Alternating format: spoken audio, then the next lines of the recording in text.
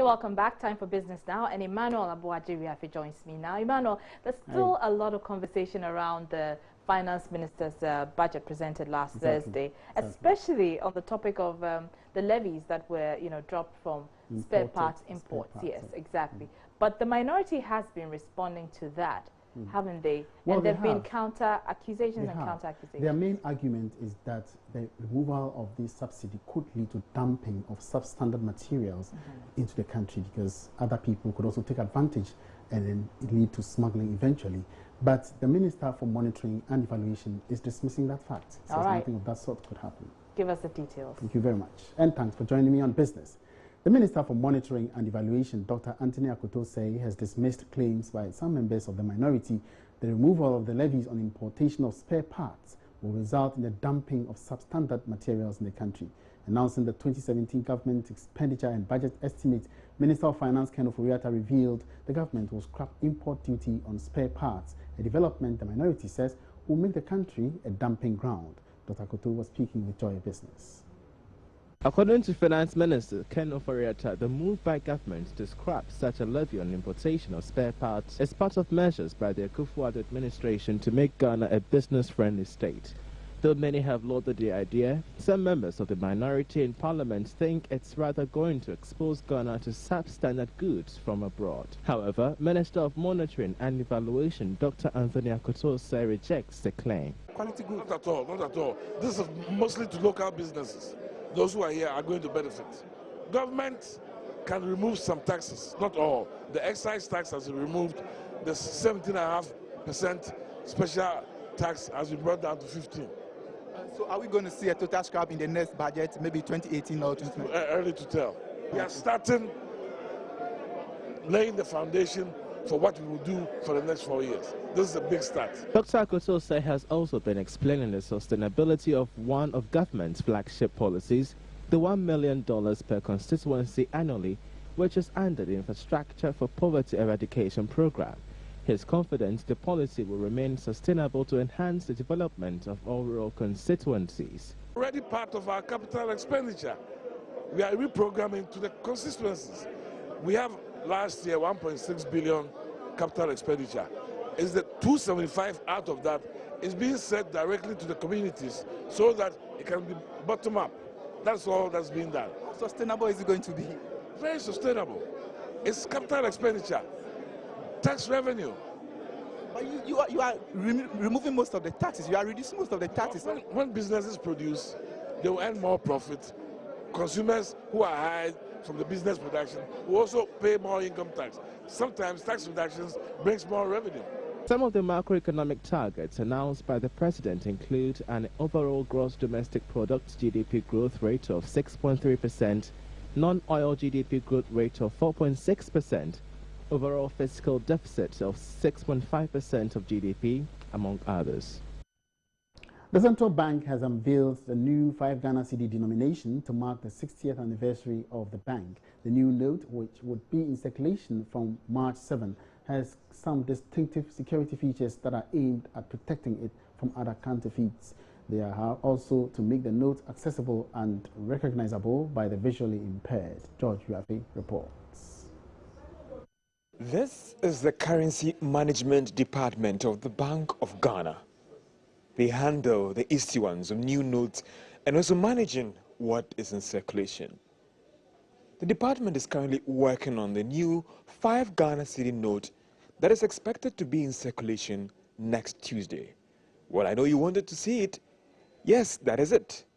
This is the new 5 Ghana cedi note that will be in circulation from next Tuesday. There's knowledge sharing across central banks to incorporate some of these modern security features in our notes so that we can avert any of those efforts to counterfeit our money. And this is what we are doing now, more like an experiment to capture the latest features in security, in the security space.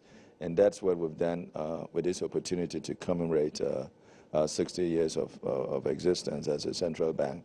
So as you saw in the presentation, there are several features that's on there, watermark features, and other security features that we have. Some would ask that also, what's the rationale? Dr. Kweji Agri, a very distinguished missionary, educationist, and some would say an intellectual, cutting across all boundaries and even across nations. A real visionary indeed. I mean, I'll just pick on two things. For someone like him to have talked about the significance of educating women and the role of women in national development so many years before the discourse is now settled that women are very important in our development, I think for me is very instructive. Then he was the first to have said that, you know, when you educate a woman, you educate a family or a nation. But when you educate a man, you educate an individual. And see, after so many years, then he had known that. He had a vision and he saw that now it's settled, that those countries that involve their women in their development process do better than those that alienate women from their development process.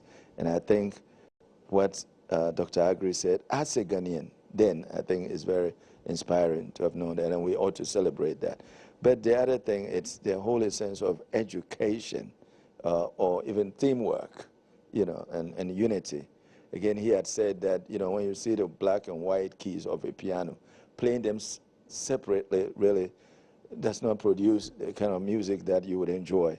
But when you play them together, there's unity. I mean, you take away any discordance, and you have unity of purpose, and you produce good music that you enjoy. For me, also, I think as a country, as Ghana, we can see that the unity as a nation that we are enjoying now and being a star of the continent, precisely because of some of the things he had said. And I think we are celebrating that as well to inspire us moving forward as a united country, regardless of whether you are from north or south, or you belong to this party or the other party. As a united, you know, country, we stand to do better, develop faster, and be the star that we are. So next Tuesday, you can walk into any major commercial bank and grab one of these notes. It looks like I have mine here, and maybe you can catch me if you want one. From the Currency Management Department of the Bank of Ghana on the Spintex Road, this is Georgia Afi reporting for Joy Business. I have mine here. Grab me if you want one. That's in my pocket. Telecom companies Airtel and Tigo will soon operate as one entity. The parent companies of the two firms, Bharti Airtel and Millicom, have signed an agreement to combine operations in Ghana. This is coming after earlier media reports on the merger were denied by Airtel Ghana. But a joint official statement released today has confirmed the merger, expected to make the new entity the #2 operator in the country. There's more in this report. The agreement, the two parent companies, Airtel and Millicom, would have equal ownership and governance rights in the combined entity. The combined business is expected to serve nearly 10 million customers, of which 5.6 million are data customers. It is also expected to generate revenues close to $300 million, making it one of the largest communications companies in Ghana. The transaction is subject to approvals from the relevant authorities in Ghana and the satisfaction of customary closing conditions. By integrating the two networks, the combined business is expected to provide Ghanaian customers with a major boost in both rural and urban network coverage, in turn translating into better voice quality, high-speed data services, and reinforced network stability and resilience. Apart from enhanced mobile financial services, enterprise customers, including large corporations and SMEs, are also expected to have access to a diverse portfolio of world-class solutions.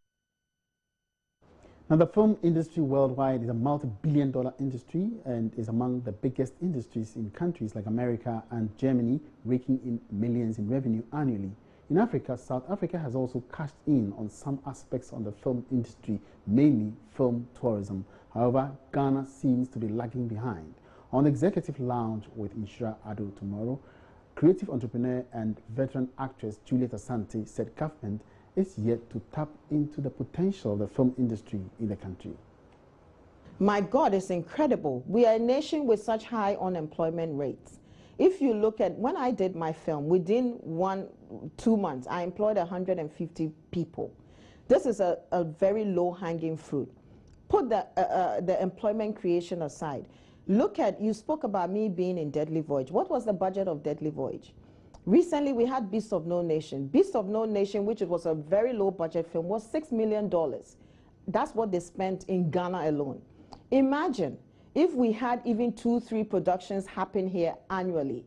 A typical Hollywood budget can go into the hundreds of millions. So imagine if there was a national drive to attract filmmakers to come and co-produce in this country. Do you know how much foreign direct investment, foreign direct investment that would bring into this country? The employment it would create, the skills transfer, the equipment, all of those things. South Africa has a conscious policy. They've signed film treaties with many countries. Africa, only one film treaty, I think, with Kenya. So you can imagine if we are able as a country to go out there, aggressively attract foreign direct, attract co-productions to come into this country and shoot, how much money will we be attracting?